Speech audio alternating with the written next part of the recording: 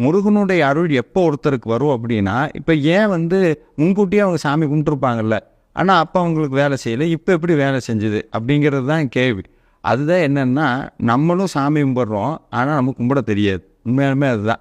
இப்போ எப்படி சொல்றேன்னா, ராங்கான ஃபோன் நம்பர் போட்டு ஒருத்தர்ட்ட பேசுகிற மாதிரி தான் அது. அப்போ உண்மையாலுமே இறைவனுடைய அருளை நம்மகிட்ட எளிமையாக கொண்டு வர்றது யாருன்னா, குரு தான் கொண்டு வருவார். அதனால தான் நம்ம சமயத்தில் குருவுக்கு இறைவனை காட்டிலும் ஒரு பங்கு அதிகமாக ஒரு இடம் வச்சுருக்கோம். குரு சொன்னால் இறைவன் தட்ட மாட்டார். குரு எப்படி சொல்லுவார் அப்படின்னா, இந்த பதிகங்கள் மூலமாக தான் ஆச்சாரியார்கள் நம்மகிட்ட பேசுவார்.